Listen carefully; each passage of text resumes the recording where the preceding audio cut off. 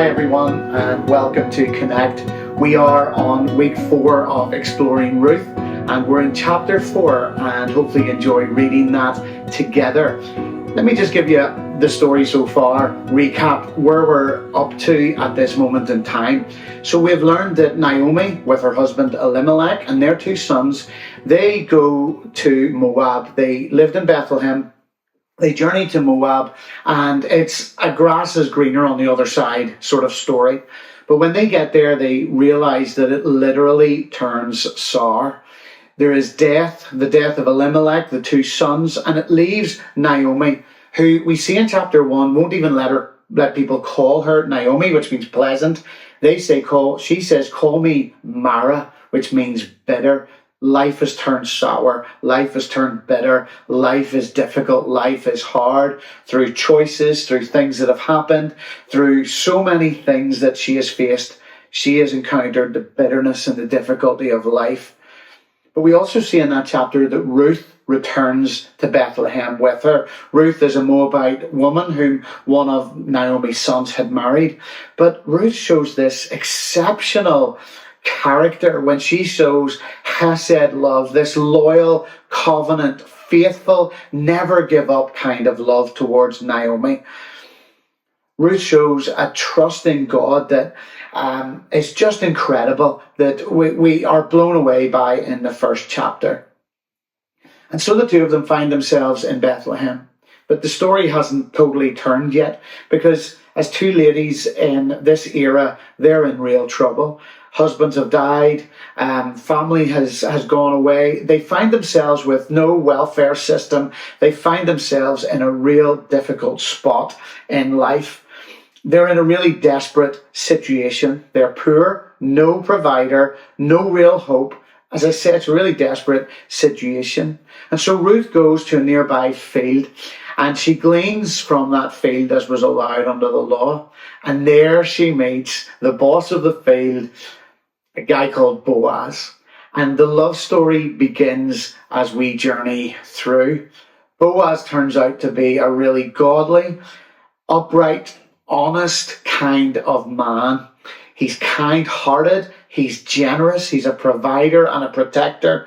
He has so many things that many of us would want to aspire towards. He also happens to be on the list of the kinsman redeemers for Naomi's family. Naomi encourages Ruth to give him a bit of a wink and a nudge to say, hey, I'm interested here along in this story. And he's not too slow in taking up the hint, because Ruth has already caught Boaz's eye, and she's caught his heart. And so he makes a promise at the end of chapter 3 to sort out the matter, to fulfill the matter, to do what needs to be done. And we left chapter 3 with Naomi telling Ruth to trust that Boaz will do what needs to be done.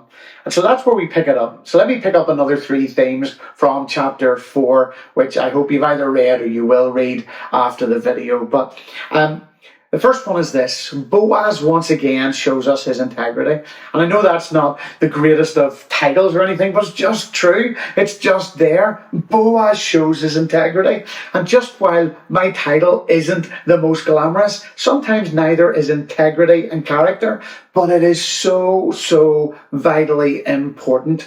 Let's see this in 3 stages, okay? Number 1, he did what he said he would do. So as soon as we hit chapter 4, it says, meanwhile, Boaz went to the town. So Naomi's literally telling Ruth, Boaz is going to sort this out. Meanwhile, Boaz is sorting it out. He is doing what he said he would do. The second thing is, he was honest.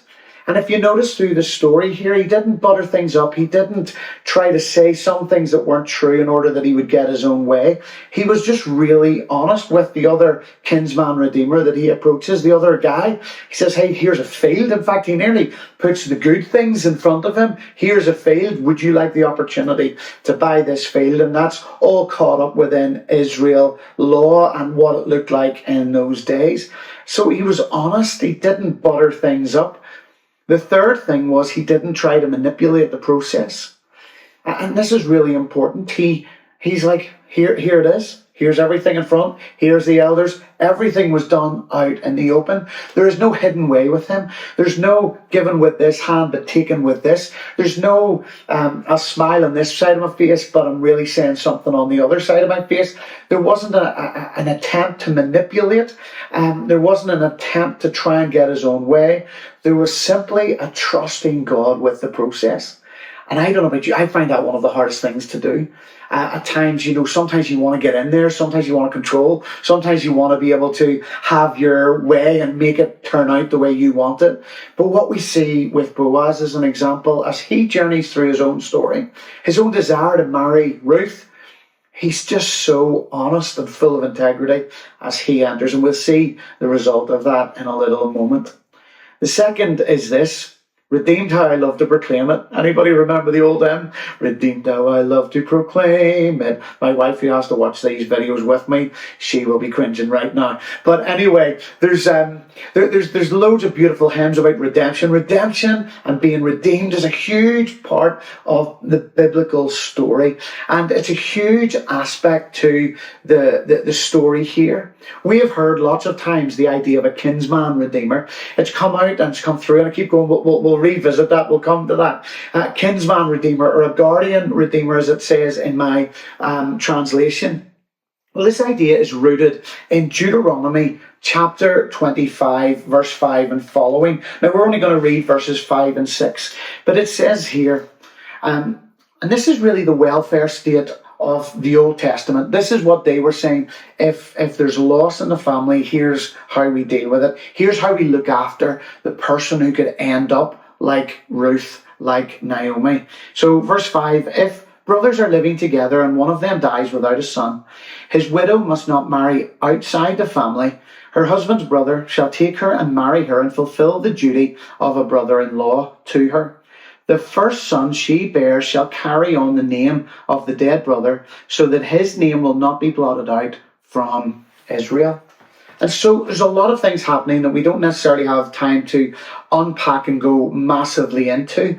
But there was two important factors. Number one, the looking after of the person who could end up in poverty. They needed to be looked after. That's one thing. The second thing was that inheritance, name and land, those were important things within Israel. You see, God had given the land of Israel as a gift to his people. That was their inheritance. That's what they were to take. And actually it goes on in many passages to talk about in the law that it's to stay within the family, that it's not to be given outside, because that's that family's inheritance. And so these are important, and so redemption is built in. Redemption is built in to help the person not fall into poverty, to redeem them out of that difficult situation, and also the land and the inheritance, to make sure that if for one reason or another that has been lost to a family, that has regained. And that'll do us for another study some other day. Redemption is Israel's story. Israel is a nation that's birthed in the story of redemption. Think of the Exodus story. They're held captive. They are oppressed. The Israelites were stepped on. They were being destroyed by the oppressor, Egypt. Pharaoh, the master, was ruling over them in a horrible way. And God became the people's redeemer. He redeemed them out of that difficult situation, not just out of, but into a better way of life, out of the enslavement and the oppression and into life and the inheritance that he had for them. That's redemption's story, and it's a biblical story. And so here, as we're reading this, we see Ruth and Naomi in a really difficult space. They're enslaved by their poverty. They're oppressed by their inability to do anything for themselves because of the way the culture was in that day. And their future looks completely bleak and hopeless. But in steps Boaz, a kinsman redeemer, someone who can come and rescue them, someone who can come and he will pay the price. He will do it at a cost. And we see the cost when we read the chapter, because what happens is that the initial one, the one that's the closer relative, he's not willing to pay it. But Boaz is willing to pay the cost. He's willing to do what needs to be done in order that redemption can be fulfilled. And so what we have is these girls rescued, and they find themselves with a hope and with a future. And isn't that our story with Jesus? We are enslaved by sin. We are spiritually bankrupt. We're oppressed by a relentless enemy, without hope and without a future. But Jesus paid the price. He, at great cost to himself at the cross, he became our redemption. He is our kinsman redeemer. He is our older brother, the one who came to rescue us and to bring us out of the poverty and the struggle and the space that was awful, in order to give us hope and to give us a future, to give us freedom and a new life. What a beautiful story. Any wonder that hymn writer penned, "Redeemed, how I love to proclaim it." The third thing that I want us to think about is this: a hope-filled future and a history maker. You see, we've mentioned this, but I really think it's worth mentioning again. The contrast from chapter 1 to chapter 4. In chapter 1, Naomi's like, "Call me Mara, I'm bitter. Life is difficult. There's death, there's destruction, there's so many difficult things." In many ways, Naomi has come back to Bethlehem to go into a corner and wither away. To total surprise to herself, Ruth clings on. And it's the ribbon of hope. It's the loyal love that's just given her that little bit of lifeline.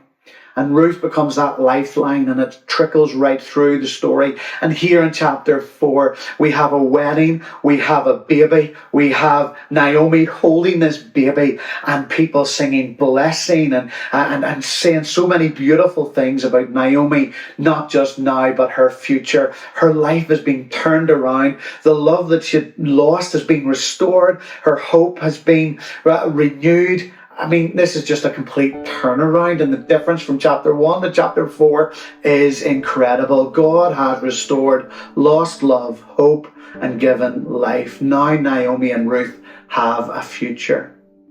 And what about Boaz? A history maker? Really? Yeah, really. Consider this.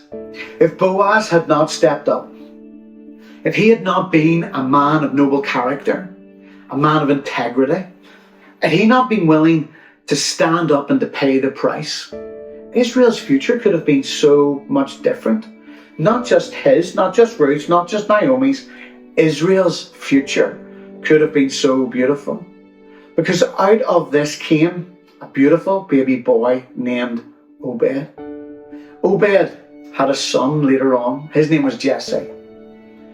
And later on in the story, Jesse would have a little shepherd boy, a boy who would eventually be anointed by the prophet Samuel, a boy who would become a giant slayer, a boy who would become king of Israel and God's chosen vessel.